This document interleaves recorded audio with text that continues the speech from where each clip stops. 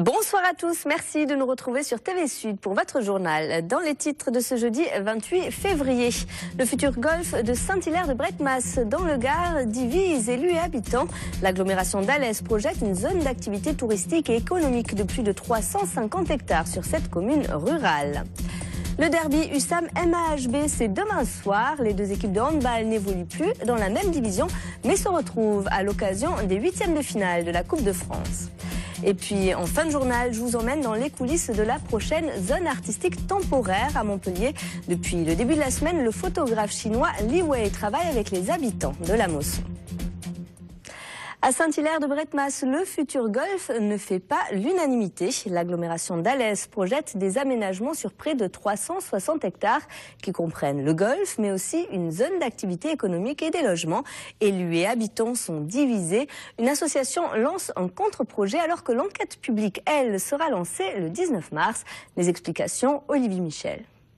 C'est là, sur 360 hectares, que doit naître le golfe des Hauts de Saint-Hilaire. Un projet qui comprend un golfe de 27 trous et une zone d'activité économique. Un projet de 20 millions d'euros qui va aussi permettre de modifier le plan d'occupation des sols et transformer des terres agricoles en terres constructibles. De quoi faire naître un centre de tourisme privé avec une vingtaine de villas de luxe, mais aussi d'agrandir le village. Par rapport au Gardon d'Alès et par rapport à la Venne, nous avons 34% dans notre territoire qui a été impacté par le PPRI et sur lequel nous ne pouvons plus construire. Donc nous avons une vision de développement de 6 000 habitants à l'horizon 2030 et ces habitants, il faudra bien les loger quelque part. Un projet qui est dans les cartons de la municipalité depuis 2004 et qui divise la population. Le golfe ne peut être qu'un élément porteur pour l'économie du pays. Je crois qu'il faut penser aussi aux futurs emplois des enfants, des petits-enfants et de ceux qui vont nous succéder et ne pas regarder égoïstement notre nombril en disant oui, là on est bien, on est dans la nature. Principale opposition de l'association Saint-Hilaire Durable, l'accessibilité du site et son alimentation en eau. Les 30 prochaines années, ce qui est prévu donne froid dans le dos parce qu'on nous annonce vraiment des temps difficiles en ce qui concerne la ressource en eau. Donc ce n'est pas le moment de la gaspiller. Donc nous nous sommes orientés sur un forage dans le cadre d'une nappe qui n'est pas du tout en liaison avec la nappe phréatique, donc ça ne pose aucun problème si vous voulez pour le prélèvement de l'eau potable. Nous nous engageons à ne pas prélever d'eau en juillet, en août et en septembre. Et nous nous engageons à construire sur le zonage un bassin de 300 000 m3 d'eau qui nous permettra de procéder aux arrosages de la partie golfique pendant la période d'été. Et l'association de préconiser un projet alternatif qui préserverait l'accessibilité du site ainsi que son aspect agricole et champêtre.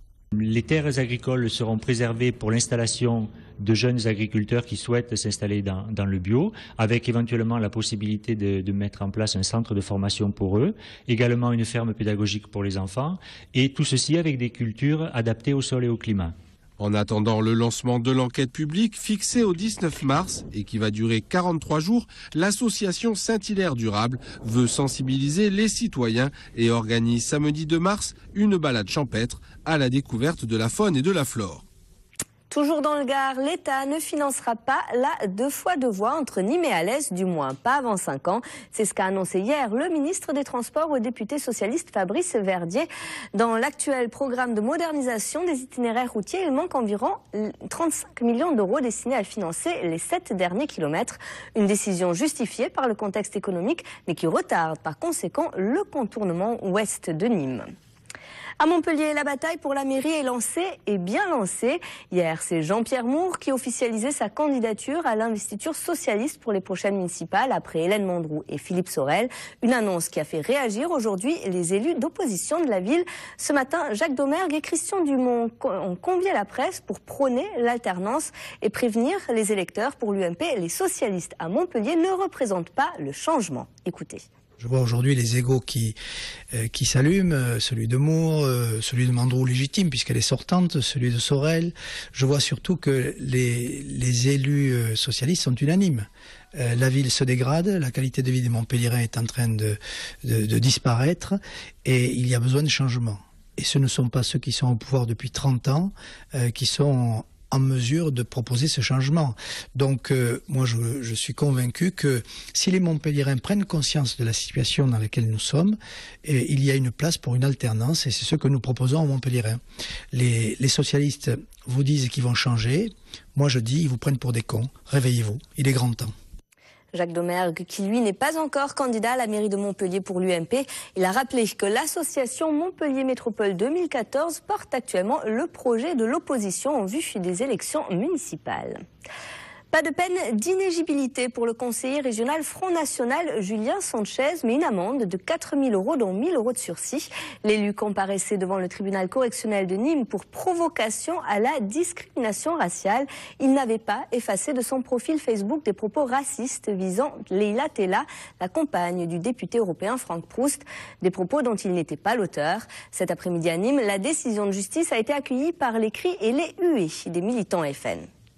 Ce qui me choque dans cette décision, c'est que, et ça pourrait être le cas pour n'importe qui, ça veut dire que demain, je peux aller demander à quelqu'un de mettre des commentaires sur le profil de François Hollande pour qu'il soit condamné à de l'amende si 24 heures après l'amende, il n'a pas retiré les propos.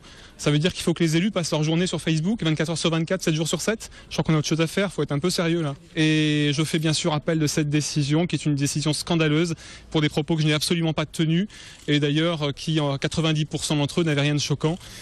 Donc je fais appel de cette décision et je donne rendez-vous à mes adversaires politiques aux prochaines élections municipales où ils vont mordre la poussière et ça je vous en donne ma parole. À Saint-Hippolyte-du-Fort, les salariés de Jalad sont en grève illimitée depuis hier, suite à l'annonce en comité d'entreprise de la suppression d'une quarantaine d'emplois en 2013 sur les 130 que compte actuellement l'usine gardoise. Quant au projet alternatif présenté par les représentants du personnel du fabricant de chaussures de sécurité, il aurait été rejeté en bloc par la direction du groupe.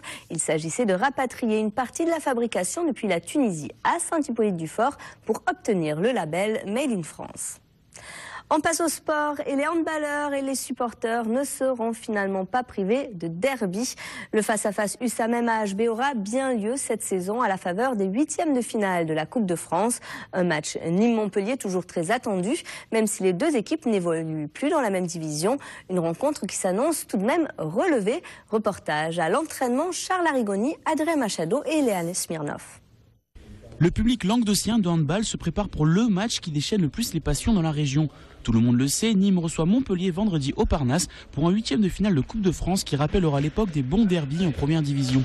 Côté nîmois, on essaie de ne pas se laisser griser par l'événement, même si ce match reste forcément particulier. C'est vrai qu'il y a cette notion de derby. Il ne faut pas se tromper d'objectif, à savoir que nous sommes engagés dans un championnat de 2e division où l'objectif numéro 1 et l'objectif prioritaire est la remontée en LNH. Mais côté montpelliérain, la défaite face à l'USAM la saison passée, 25-21, n'est toujours pas digérée. Ça agace. Ça agace parce que déjà on n'aime pas perdre les matchs et contre Nîmes encore moins. Donc ça agace forcément de perdre les matchs. Mais Nîmes avait gagné à la régulière et il y avait aucun contexte sur leur victoire, aucun problème par rapport à leur victoire. Maintenant on a envie quand même que ça ne devienne pas une habitude. Et pour les anciens Montpelliérains de l'effectif nîmois, jouer le MAHB reste une rencontre à ne pas manquer. On attend toujours de jouer Montpellier parce que bon, c'est quand même une équipe européenne très intéressante à jouer et toujours essayer de battre le gros, c'est toujours sympa pour une équipe de Nîmes. Mon cœur est nîmois, ça fait maintenant c'est ma 7e saison sur Nîmes. Je fais un peu partie des meubles un peu dans le club maintenant. Et même si Montpellier part largement favori, Nîmes espère poursuivre sur sa bonne dynamique actuelle pour venir contrer son plus grand rival. Les joueurs de l'USAM restent sur 6 victoires d'affilée en championnat, alors que les Héroltais n'ont remporté qu'un seul de leurs 5 derniers matchs, toutes compétitions confondues. USAM-MAHB, c'est donc demain, 1er mars, au Parnasse de Nîmes, coup d'envoi à 20h45. En Ligue 1, les footballeurs montpelliérains se préparent à recevoir Rennes demain soir pour la 27e journée du championnat. Un match qui compte pour l'Europe, mais que le MHSC jouera sans Rémi Cabella ni Younes Belanda. René Girard devront donc composer sans meneur de jeu. Écoutez. On sait que c'est une équipe qui est joueuse, qui est forte athlétiquement, donc on va essayer de trouver la solution pour les gêner, pour les embêter. On sait que Rémi et Younes seront pas là. Deux meneurs de jeu, deux garçons qui ont des registres un petit peu identiques. Et voilà, ben ça tombe pas très bien. C'est vrai que c'est handicapant, mais on va tout faire pour faire une équipe équilibrée. L'affiche de la prochaine feria de Nîmes a été dévoilée cet après-midi. C'est l'œuvre de Sylvain Fraisse qui a été retenue, un portrait au fusain sur toile blanche d'Antonio Sanchez dit El Tato. C'est le premier torero à avoir foulé le sable des arènes de Nîmes il y a 150 ans lors de la feria de Pentecôte de 1863. Écoutez. J'ai fouillé dans les archives, je me suis rendu compte que la première corrida était en 1863 dans les arènes de Nîmes. Donc à partir de là, fort aussi un peu de mon passé à Séville et tout ça, où j'étais pas mal nourri par l'iconographie taurine des siècles passés. J'ai trouvé ça intéressant de retrouver une image de ce torero, El Tato, qui avait fait le premier passeo dans les arènes de Nîmes en corrida formelle. On rentre totalement dans l'imagerie de ce torero-là. Il y a à peu près rien de déroutant. Si tu as Andalusa de flamenco, il n'y a rien de... Enfin, voilà, c'est comme ça qu'il se présentait. Maintenant, il donne des images en sortant du camion et tout ça. À l'époque, c'était des choses comme ça. La feria de Nîmes qui se tient cette année du 15 au 20 mai. À Montpellier, la prochaine zone artistique temporaire se tiendra, elle, les 13 et 14 avril. Et c'est la Mosson qui est mise en avant lors de cette 6e édition. Parmi les artistes invités, le photographe chinois Li Wei. Depuis le début de la semaine, il est en résidence dans le quartier où il photographie les habitants à sa manière, c'est-à-dire en lévitation. Des clichés qui seront exposés durant la ZAT. Reportage en coulisses, Mouadel Yakabi. Une grue dans un terrain de football, des joueurs suspendus à 15 mètres du sol. On nous avait dit que la prochaine ZAD de la Paillade serait aérienne, mais on était loin de se douter qu'on y verrait des footballeurs en lévitation. Li Wei, photographe chinois connu mondialement pour ses photos perchées en l'instigateur. Il est en résidence à la Paillade toute la semaine et impliquera la population locale dans ses travaux, même si parfois la communication est limitée.